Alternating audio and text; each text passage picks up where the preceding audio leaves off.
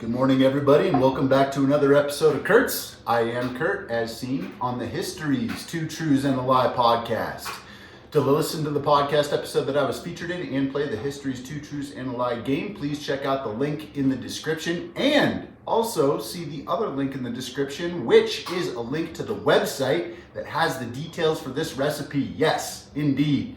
I finally got a website up. I have all of my recipes now posted online. All of my recipes now, in the future, and in the past, have links to those recipes on that website listed in the description of those videos. So if you want the real details of each recipe, check out the link in the description for my past episodes, this episode, future episodes. And that's awesome because now we can kind of just focus on having fun and making some bomb biscuits and gravy. So the basic process that we need to follow today is we just need to make biscuits, really, because we'll make our biscuits and we'll kind of center everything around the process of making biscuits, because we'll make our biscuits and while they're in the oven baking, we'll make our sausage gravy, which doesn't take long to make, and then everything will be ready all at once and it'll be delicious. And we get started. Don't be intimidated. It's not difficult. It's not rocket science. Some people are intimidated by making biscuits because of how precarious baking can be sometimes. But this is like the most basic baking thing that you can do. You're gonna start by making a dry mixture, 2 cups of flour. By the way, I'm making a half recipe today. Half a tablespoon of baking powder, 1 teaspoon of salt, and I believe that's 1 tablespoon of sugar. Get it all mixed up and combined. We're gonna take 1 stick of butter, 1 because we're doing a half recipe. So we're gonna take a stick of butter, cold. It does need to be very cold, preferably frozen. So we need 1 stick or 4 ounces. And the bottom line with your butter is that you need to get it grated up or into very small pieces and combined into your dry ingredients. So I like to grate mine with a cheese grater. If you don't have a cheese grater attachment to your KitchenAid, just use a regular old cheese grater. And if you don't have a cheese grater at all, it's perfectly fine. Just chop your butter up, kind of like mince it up into very, very small pieces, like cubes, just using a knife.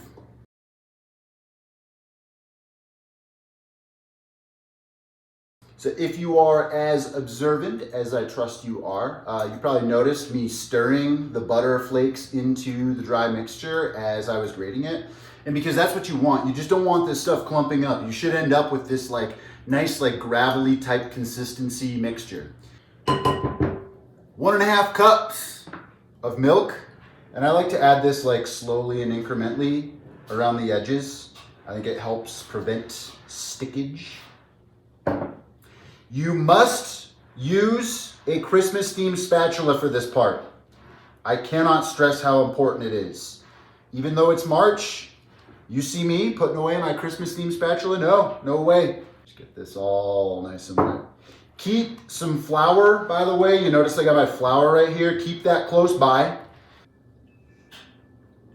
That's fine. I always prefer adding more flour. I don't know why. I always prefer adding more dry ingredients than I do wet ingredients. It's good. It's looking good here.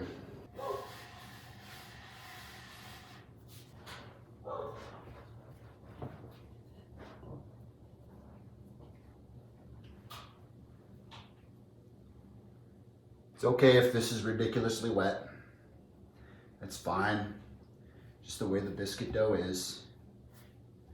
We're gonna get it turned out onto our floured work surface. Get everything nice and floured, including your rolling pin. And you're gonna roll this out into a rectangle. That's important. Roll this out. My general way of thinking about it is that I get this rolled out to basically the size and shape of a sheet of paper. And the end goal is to be about 1 inch or so thick. But what you want is a rectangular shape that we can then use to fold back onto itself and get some lovely layers. If this thing falls apart on you, that's fine too. Just trust the process. Got this folded out into a rectangle, that's good. Fold it onto itself once. Whoops, hold it out onto itself twice. It's fine, it's fine, it's sticky. Some flour on it. And then do it again. This is the technique. When you get it rolled out to your rectangular type shape, you're gonna fold it into thirds. So you do the outside edges, fold in, outside edges, fold in, and then if it's sticky like mine is, just get a little flour on there, fold it in on itself in thirds, and you wanna repeat that process between 4 to 6 times to get those lovely layers that we love in biscuits, right? So get that. So that's our second. So we're gonna keep repeating this process here. Then 1, 2,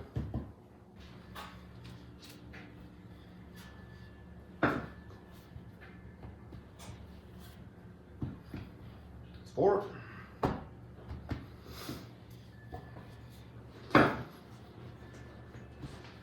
5,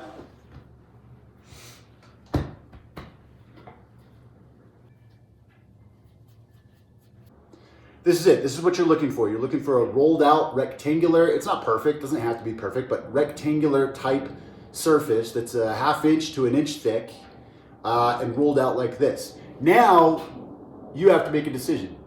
Are you going to conform to societal norms and cut out circular biscuits?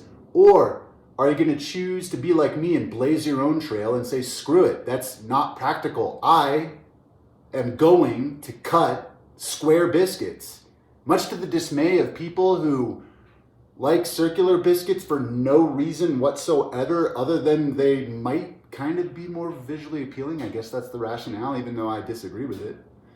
You can cut out circular biscuits at this point. You need to get a biscuit cutter or some circular cutting type device that has sharp edges. What I like to do is cut them into squares. The bottom line is that you want to use a sharp device, like a knife, a pizza cutter, a biscuit cutter, to cut off the edges. You want to expose the sides of these so that they rise straight up. While at the same time, like, taking as little off of this as possible, right? So you don't want to take, put that aside for a minute. So you don't want to take a ton of this off, because that's what our biscuit is, right?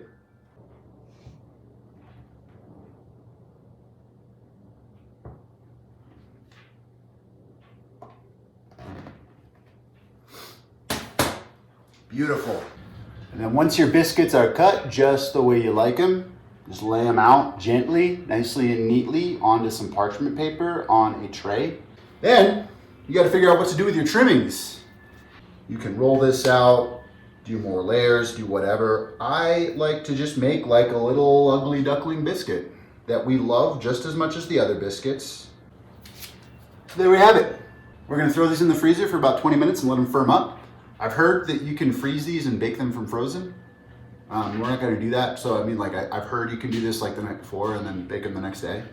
Preheat our oven to 400 degrees and let these guys sit in the freezer to firm up. Our oven is preheated.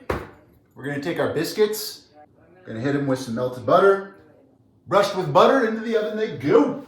Now that we got those guys started, we can start on our sausage gravy by taking some breakfast sausage of our liking.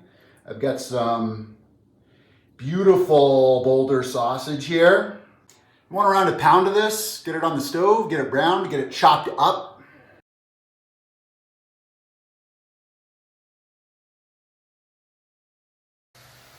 Once your sausage is getting to the point where it's almost cooked all the way through, you know, we're going to add a couple things to this. We're going to start off with a little bit more butter, or 1 ounce. And yeah, we want to get like a nice roux going here in just a minute. So we got to start by getting a little bit more fat in this. There's a lot of butter in this recipe, so make sure you hit the gym afterwards.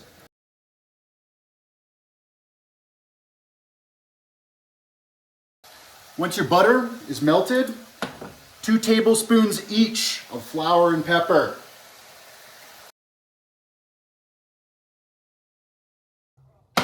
I like to take it off the heat at this point too, because if we leave it on the heat, it's gonna keep like, it's gonna thicken up like too much.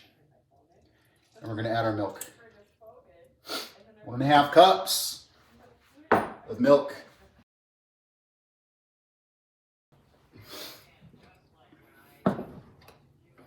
And so just being careful with like how we maneuver the heat here.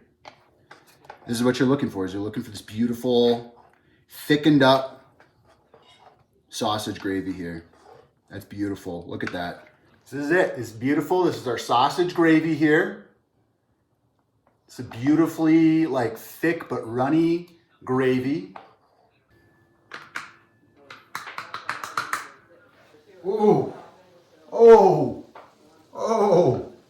Oh. Can you hear them? Can you hear them in the video? They're like sizzling. They're like sizzling right now. Gonna let these sit and rest for just a couple of minutes.